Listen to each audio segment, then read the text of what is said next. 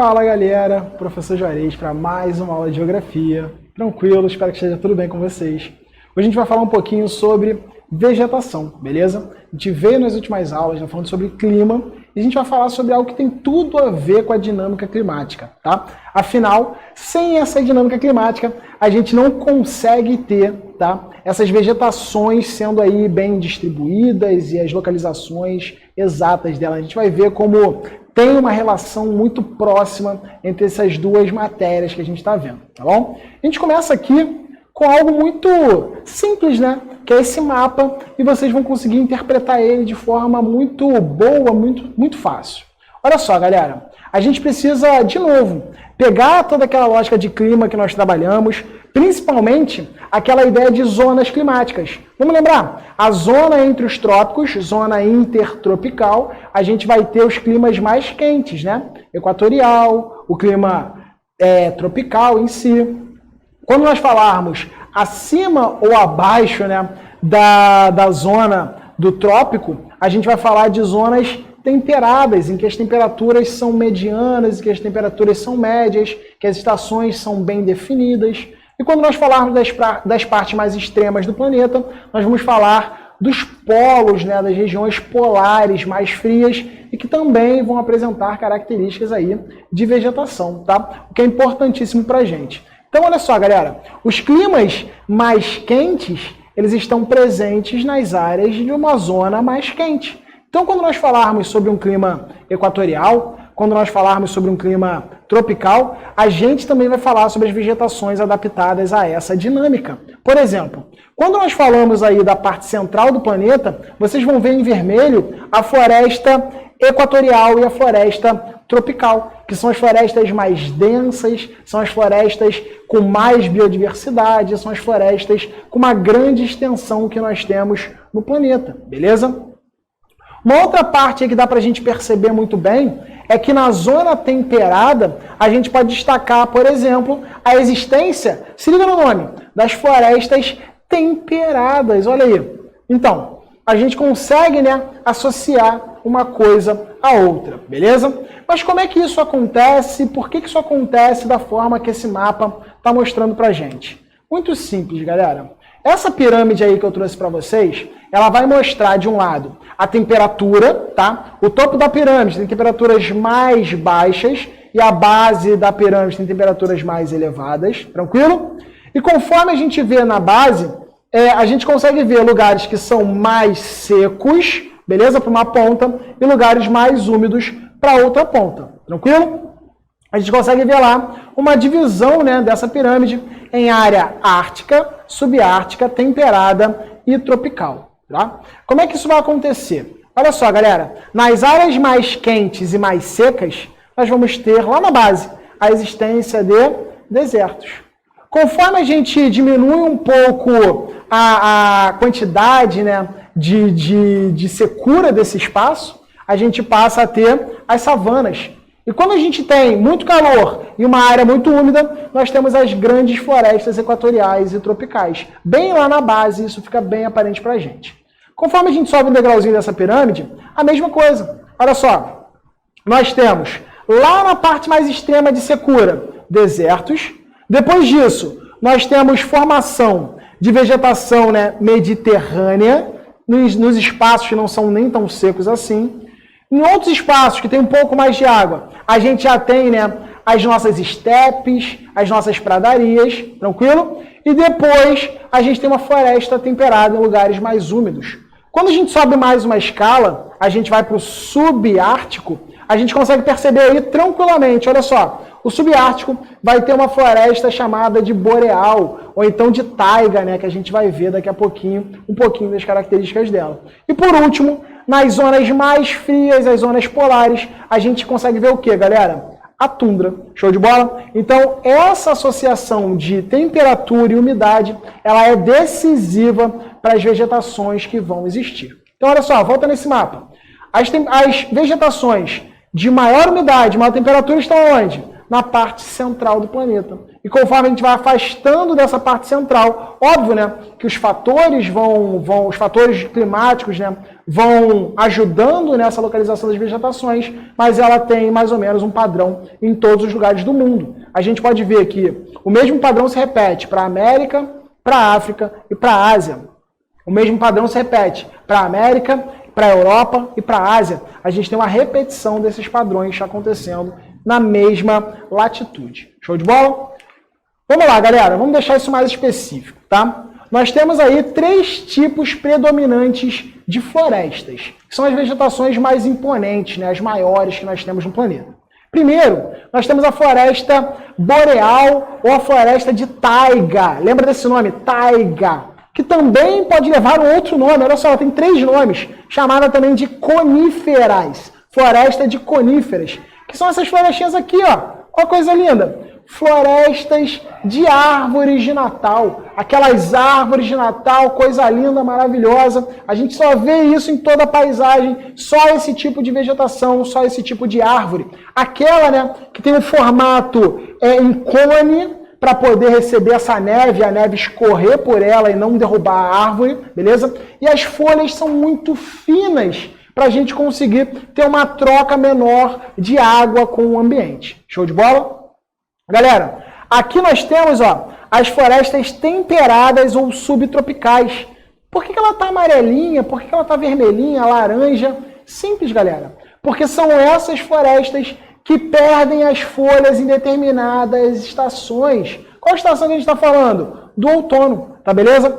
Essas florestas aqui, elas são adaptadas também a essa mudança climática ao longo do ano das estações, beleza? No verão, ela vai estar verdona, bonita, imponente. Quando chega no outono, ela fica amarelada, perde as folhas e tudo isso vai ser uma proteção para ela, tá? Por que proteção? Porque vai chegar o inverno e o inverno traz a neve. Imagina, se ela tá toda imponente, bonitona, grandona, eu tô do lado errado. Grandona, e aí começa a cair neve.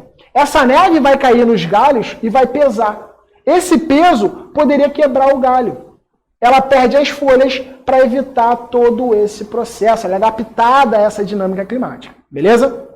E nós temos, por último, como vocês estão vendo aqui nessa partezinha, a floresta, né, equatorial. Tá? A gente tem as tropicais também, por exemplo, a Mata Atlântica, que fica aqui no Rio de Janeiro, né, no litoral brasileiro. Mas essa aqui é um exemplo da floresta amazônica, floresta equatorial, muito densa, muitas árvores diferentes, espécies, árvores que têm muitos metros de altura, tá beleza?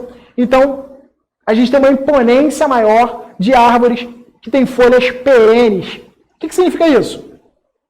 Ter folhas perenes significa que elas não caem, né, igual as folhas das árvores da floresta temperada. Elas se mantêm durante o ano inteiro, verdinhas, bonitas, praticamente o tempo todo, tá? É óbvio que algumas folhas morrem e caem, né, gente? Isso é óbvio. Mas elas se mantêm durante todo o tempo. A gente não está falando de árvores de plástico aí.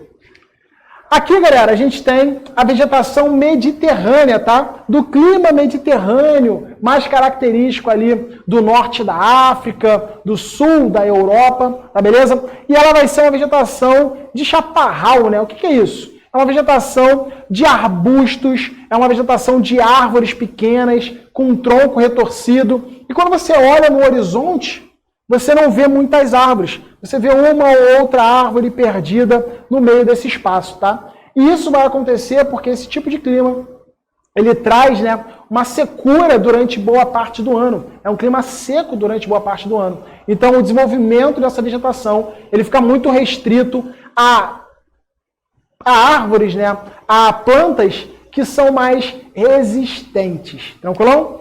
Gente, nós temos aqui, ó, da mesma maneira, em regiões mais próximas aí ao semiárido, as estepes, tá beleza? O que são estepes? São campos, tá? Formados através de gramíneas, através de herbáceas. Você vai olhar no horizontão assim, você não vai ver árvores, você não vai ver muita diferença. É aquela paisagem mais plana, formada por aquelas gramíneas, muito parecida, inclusive, com as pradarias, tá beleza? Só que as pradarias, elas têm um pouco mais de umidade, tá beleza? Então, é de lugares um pouco mais úmidos, mas traz características muito semelhantes, tá bom? A gente vê até algumas árvores nas pradarias, mas elas são muito escassas e a gente tem um predomínio também de gramíneas, um predomínio também de herbáceas, tá? E alguns arbustos espalhados por esses campos, tá? Aqui no sul do Brasil, inclusive, a gente vai ter o Pampa Gaúcho, né? Que vai ser bem caracterizado por isso, né? Os nossos campos gaúchos, nossos campos do sul do território brasileiro, tá bom? Nós temos, galera, olha só, de climas mais tropicais, né? De climas tropicais típicos, tropicais continentais, a gente vai ter a vegetação de savana, completamente adaptada a duas estações muito bem definidas, a um verão mais chuvoso e a um inverno mais seco, tá? Ela vai ter essas árvores, né, bem espalhadas e pequenas, com os galhos retorcidos, com a casca bem grossa, com as raízes muito profundas para poder captar a água das regiões subterrâneas, beleza? Então a gente tem toda uma vegetação adaptada também ao tropical típico, tá? O nosso exemplo aqui no Brasil é o cerrado. O cerrado brasileiro ele vai apresentar características muito próximas da savana africana, por exemplo, que a gente está vendo aqui nessa imagem, tá bom?